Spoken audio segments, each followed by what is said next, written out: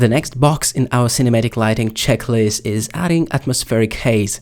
Haze is a really powerful tool that cinematographers use in movies to tame the dynamic range, to soften up the contrast, to make the light beams visible alongside other things.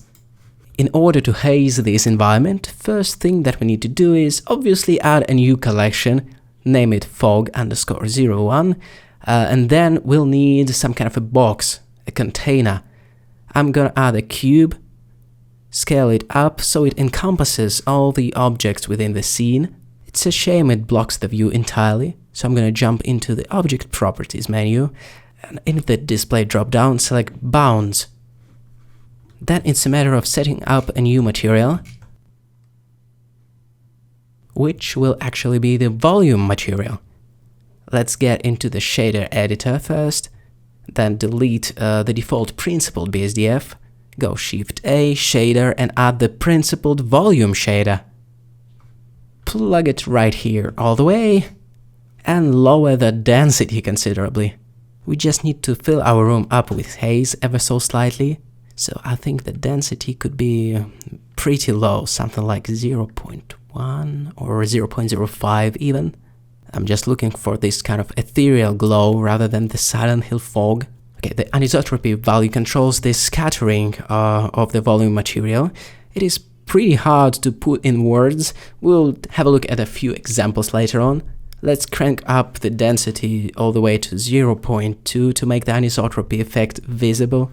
Thinking about it, I would put it like that, and I'm not sure how precise is this explanation of anisotropy and what's actually going on, but I feel that the higher anisotropy values kind of shift the scattering of the volume shader towards the light source.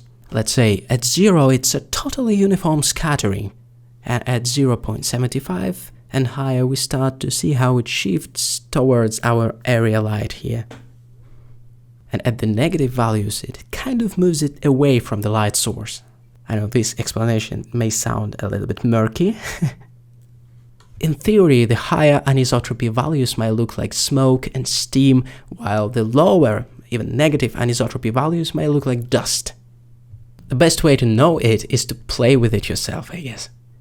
I'm setting the density back to 0.05, or even lower than that. Yeah, I think that looks good.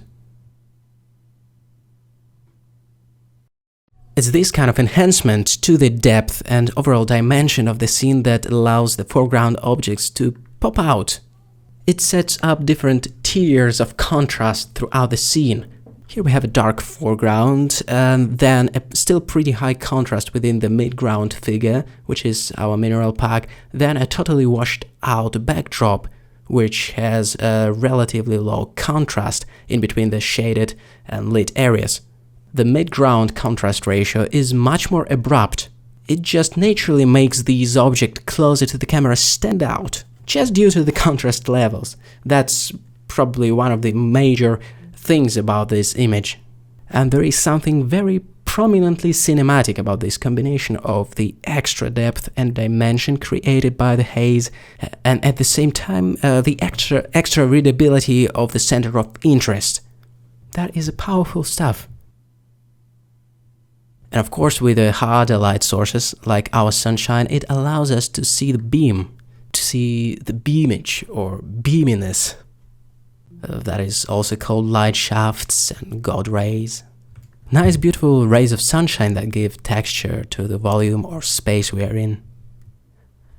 So that was atmospheric haze, one more component of our cinematic lighting formula. What's next?